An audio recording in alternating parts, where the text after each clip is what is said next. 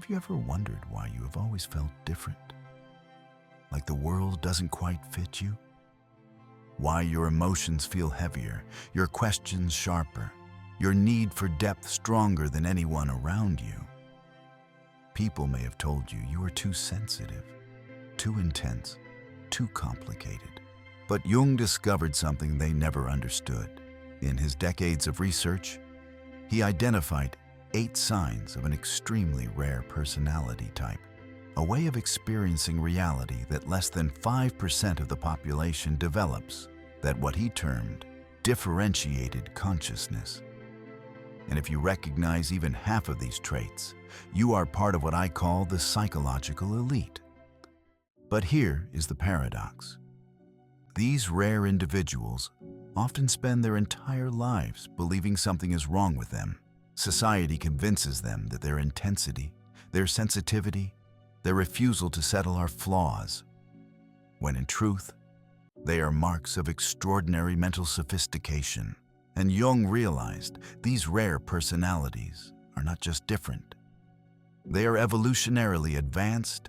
They represent the next stage of human consciousness. So stay with me as we descend into the depths of Jungian psychology to uncover these 8 definitive signs of rare personality types. If you recognize yourself in these patterns, everything you have been told about being too much will finally make sense, because you are not too much for the world. The world is too little for you, because here is what Jung discovered, and what modern psychology still struggles to admit. The traits that make you feel like an outsider are not defects, they're upgrades. You are not broken, you are breakthrough. Jung wrote, "The privilege of a lifetime is to become who you truly are." But what if who you truly are doesn't fit society's narrow idea of normal? What if your intensity, your depth, your refusal to settle for surface-level existence are evidence of what I call advanced psychological architecture? Think about this from an evolutionary perspective. Throughout history, the individuals who pushed humanity forward were the ones who couldn't accept the status quo. They were the ones who questioned everything, felt everything, and saw possibilities that others couldn't even imagine. But here is the painful irony. Society teaches rare individuals to shrink, to doubt, to hide their greatest strengths. Maybe you have felt that too, dimming your light because it seemed to threaten others. Jung understood this pattern long before modern neuroscience caught up. Recent research by Dr. Elaine Aron reveals that highly sensitive people shows approximately 20% of the population has nervous systems in processing sensory information. But Jung identified something rarer. Individuals whose entire psychological architecture operates on a more advanced level. And the most extraordinary part? These rare personalities almost always believe they are broken until they learn the truth. Let me reveal the first sign of what I call psychological rarity. The first sign is emotional depth that feels almost otherworldly. For most people, emotions are like passing weather, a drizzle, a storm, then sunshine again. But for you, emotions move like entire seasons through your soul. They don't just touch you, they inhabit you. Jung discovered that rare personalities don't simply feel emotions. They experience what he called affect-toned complexes, feelings layered with memory, meaning, and resonance. To others, it may look like you are overreacting, but inside you know you are perceiving dimensions they cannot even name. Think of the moments you have walked into a room and felt the tension before anyone spoke, or the way a piece of music can undo you, not just with sadness or joy, but with an entire story your heart understands long before your mind can explain it. This is not a weakness. It is emotional sophistication. Jung once wrote, "Everything that irritates us about others can lead us to an understanding of ourselves. For you, everything, every glance, every silence, every unspoken sigh becomes a doorway into truths most people never notice. Yes, it can be exhausting. Yes, It can feel like carrying more than your share of the world. But when you learn to trust this depth instead of hiding it, it becomes not a burden, but a kind of psychological superpower. And emotional depth is only the beginning, because what comes next is the mind's response to that depth, what I call sacred curiosity. Most people skim the surface of life. Their questions are simple. What's for dinner? How was your day? But you cannot help but go deeper. You don't just ask what. You ask why. Why do people cling to relationships that diminish them? Why do we build systems that ignore the soul? Why do we pretend that shallow conversations are enough when what we crave is connection? Jung observed that most people live in what he called unconscious conformity. They accept the script society hands them and call it life. But you were never able to play along. Your curiosity won't allow it. And yes, that makes others uncomfortable. Your questions poke at illusions they'd rather protect. Your wonder feels threatening to those who are determined to stay asleep. But Jung identified this as evidence of the transcendent function, the ability to envision what does not exist. It is the seed of growth, innovation, and healing. So when they tell you, you think too much, understand what they are really saying.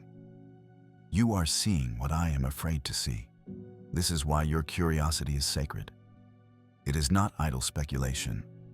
It is the force that refuses to let you live half a life.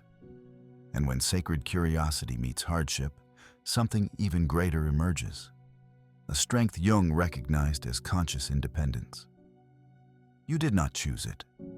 Life carved it into you. Maybe it came through heartbreak, through betrayal. Maybe it was the slow, lonely realization that leaning too heavily on others was like standing in quicksand. Whatever the moment, you learned something most people never face. If you were to survive, and more than that, to live with dignity, you had to build yourself from the ground up. Jung once wrote, "The most terrifying thing is to accept oneself completely." But you had no other option.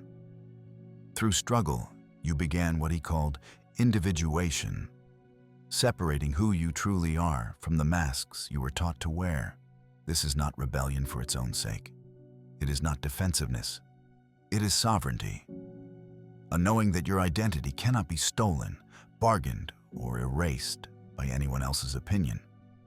It can feel lonely.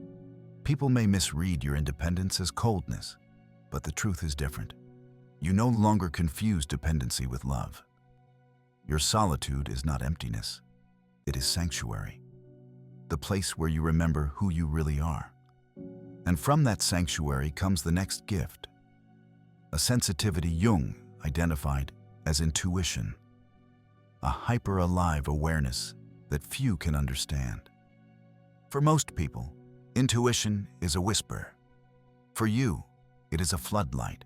You notice the flicker in someone's eyes, the pause before a forced smile, the shift in the air long before anyone speaks. You don't just hear words. You read the silence between them. Jung identified intuition as a true psychological function, perception via the unconscious. He described it as the mind's ability to pull forward images, solutions, and possibilities before logic can catch up. But in you, this function is amplified. It is as if your psyche has extra antennas tuned into frequencies most people never hear. And here's the paradox. It is a gift and a burden. A gift because it saves you from deception and guides you toward authenticity. A burden because it can make you the unspoken healer, the listener, the one carrying emotions that don't belong to you. Strangers tell you their secrets. Friends pour out their hearts. And afterward, you feel the exhaustion of holding more than your share.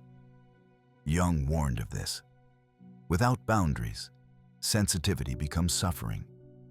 But with discernment, it transforms into one of your greatest allies, guiding you through choices, relationships, and crossroads with a clarity others can only dream of. And when you protect this awareness, It leads you straight into the next sign, your unshakable craving for meaning. For some, life is a checklist. Get the job, buy the house, raise the kids, retire quietly. But for you, those milestones, while important, never silence the deeper question inside. Is this all there is? Jung observed. The privilege of a lifetime is to become who you truly are. He found that some people are simply incapable of living inauthentic lives. They can try. They can play the part. They can wear the mask. But the cost is enormous. The slow erosion of the soul. You have felt it, haven't you?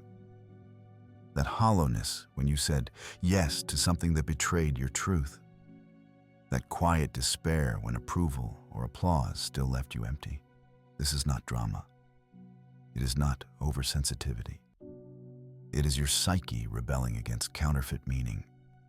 Jung discovered that when rare personalities deny their authentic nature, the result is not just restlessness. It often shows up as anxiety, depression, or numbness. The soul refuses to be silenced. And though this craving can isolate you, it is also your greatest gift. Because when you insist on meaning, you don't just transform your own life. You challenge others to confront their illusions too. Jung called people like you evolutionary catalysts, those who raise the standard for what life can become. And when you demand that kind of meaning, something else begins to happen. The people and environments around you start to feel too small.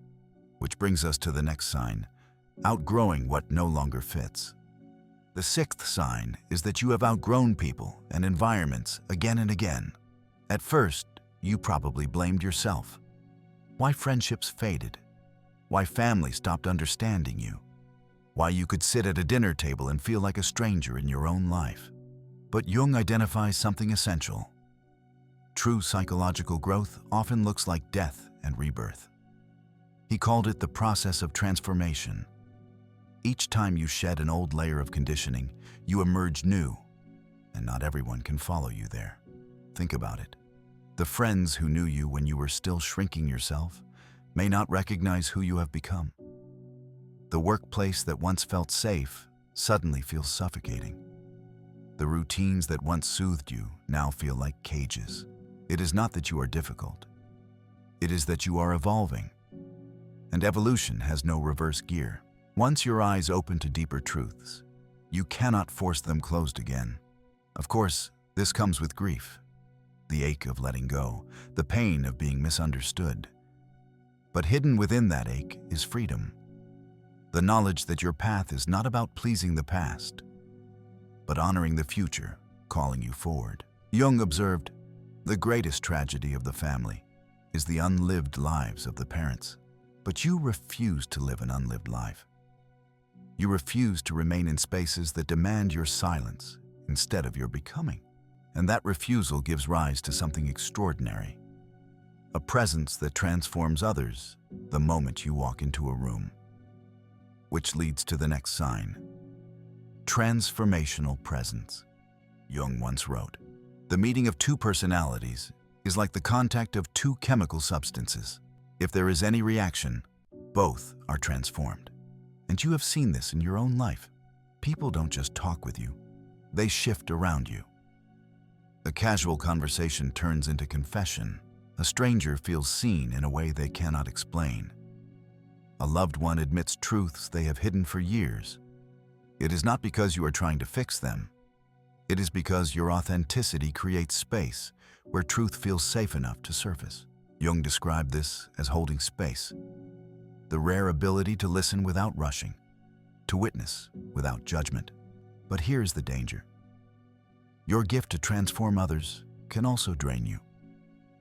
After gatherings, you may feel bone-deep exhaustion, as if you have carried 10 people's emotions inside your own body. Jung warned about this. Without boundaries, the gift of presence mutates into helper syndrome, a pattern of unconscious self-sacrifice that helps no one in the end. So the task is not to stop caring. The task is to learn discernment, to know when someone is ready to meet your presence, and when they only want to consume it. Because when you protect this gift, your presence becomes medicine. You don't just speak about change, you embody it. And that embodiment leads to the final sign, the restless, undeniable sense that your life carries a purpose not yet defined, but deeply felt. It is that quiet, restless tug inside you. The sense that your life is meant for something more than the ordinary, even if you cannot yet put it into words. Jung said, "Your vision will become clear only when you look into your heart." Who looks outside dreams. Who looks inside awakens, and you have felt that awakening. Maybe it shows up as a longing for deeper work. Maybe as a call to create. Maybe as a hunger to serve in ways you cannot explain to anyone else. The details are blurry, but the pull is undeniable. Most people dismiss this as overthinking or midlife restlessness. But Jung recognized it as the transcendent function, the psyche's drive toward wholeness. He warned that ignoring this calling doesn't just frustrate you. It creates symptoms, anxiety, depression, emptiness. But here is the truth.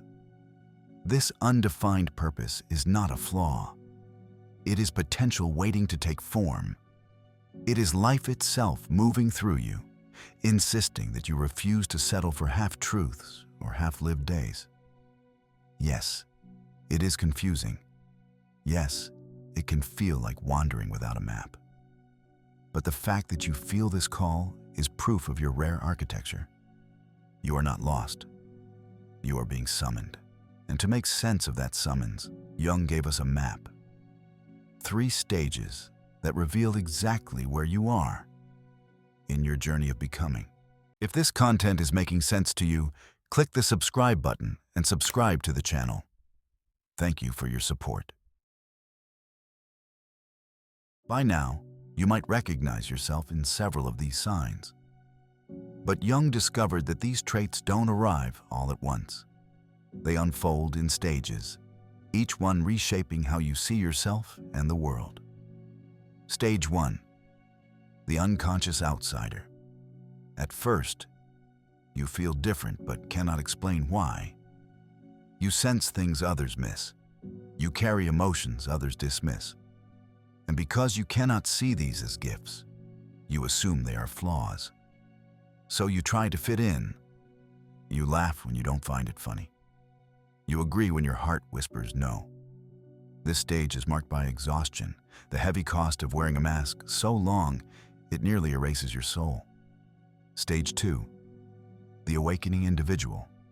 Then something shifts, maybe through heartbreak, maybe through age, maybe simply through the realization that you cannot pretend anymore.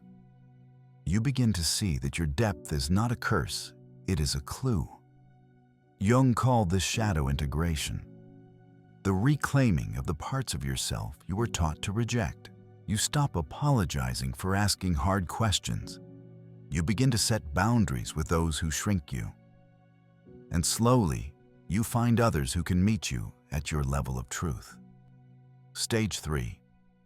Individuated consciousness. Here, the fragments come together. You begin to live from a center that is wholly your own. Jung described this as psychological wholeness, the rare ability to be fully yourself while staying connected to others. At this stage, you don't just live authentically, you become a mirror, showing others what authenticity looks like. Without even trying, you give permission for those around you to awaken. You become, in Jung's words, a beacon for collective consciousness. But Jung also warned, every light casts a shadow. The gifts that elevate you can entrap you if you are not careful. Which leads to the next part of the journey, the hidden pitfalls of rarity. Every gift casts a shadow, and Jung warned that rare personalities are especially vulnerable to certain traps. The superiority trap. When you finally see your depth as a gift, it is tempting to believe it makes you better than others. But superiority only isolates you. Jung observed that inflation of the ego can corrupt even the most authentic soul. You are not here to be above. You are here to be whole. The messianic trap and the second danger is believing it is your job to save everyone, to heal, to awaken, to carry the burden of every soul you meet. But this only ends in exhaustion and quiet resentment. Jung documented how the savior impulse disguises itself as compassion, but leads to self-destruction. The martyrdom trap. The third is the belief that depth requires suffering, that being rare means being destined for loneliness, sacrifice, and loss. But martyrdom does not prove your worth. It only imprisons your gift. The shadows are not here to shame you. They are here to remind you of balance. Jung discovered that integration, becoming conscious of these patterns, is what keeps your gifts from becoming your chains. So the task is not to deny your sensitivity, your curiosity, your intensity. The task is to hold them wisely, to know when to shine and when to retreat, when to offer your light and when to protect it, because how you navigate your shadows will shape everything, especially your relationships. And for rare personalities, relationships become the sharpest tests of all. For rare personalities, relationships are both the deepest joy and the sharpest pain. Jung observed that people respond to your light in 3 different ways. The light seekers. These are the ones drawn to your depth. They lean on you, craving your wisdom, your empathy, your steadiness. But often, they want your light more than they want you. They see you as a healer, a guide, a source of meaning. Without realizing it, they drain you. The light dimmers. Then there are those who feel threatened by you. Your intensity unsettles them. Your questions shine too brightly on their illusions. So they tell you to quiet down, to stop overthinking, to be easier, smaller, more convenient. Their comfort depends on your silence. The light matchers. And then there are the few, the rare few, who meet you as equals. They have done their own inner work. They don't need to consume your energy or shrink your truth. They celebrate it. They stand beside you with a depth that honors your own. These are your true companions, your safe harbors, your soul mirrors. Jung called this gift psychological discrimination, the ability to discern who can meet you authentically and who cannot. And this discernment changes everything. Because the truth is, not everyone can walk with you. That is not rejection. It is a refinement. And when you honor that refinement, you step into the final stage of this journey, the responsibility of carrying your rarity, not just for yourself, but for the evolution of us all. With rarity comes responsibility. Jung believed that individuals like you are not here simply to survive. You are here as bridges, carrying truths from the unconscious into the conscious world. Through your questions, your sensitivity, your refusal to settle for shallow answers, you help humanity grow. This is why ordinary never fit you. This is why surface-level conversations drain you. This is why you'd rather walk alone than pretend. But Jung also warned of psychological inflation, the danger of mistaking rarity for superiority. The task is not to believe you are above others. The task is to understand that you carry something precious and to hold it with both humility and strength. Your emotional depth is not oversensitivity. It is advanced emotional intelligence. Your sacred curiosity is not troublemaking. It is consciousness refusing to sleep. Your independence is not coldness. It is sovereignty. Your intuition is not paranoia. It is perception working as it was meant to. Your craving for meaning is not impractical. It is the soul demanding alignment. Your pattern of outgrowing old circles is not betrayal. It is evolution in motion. Your presence is not manipulation. It is healing embodied. And your undefined purpose is not confusion. It is potential waiting for expression. If even half of these signs resonate with you, you are not just different.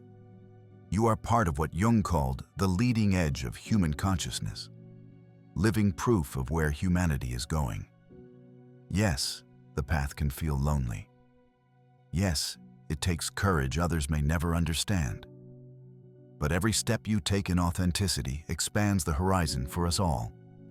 And this is why the world does not need you smaller, quieter, or easier. The world needs you exactly as you are, psychologically rare and proud of it. So if you are ready, claim it now. Say it with me. I am an evolutionary consciousness in human form. Because Jung knew, and now you know too. People like you are the ones who change what it means to be human. Thank you for watching.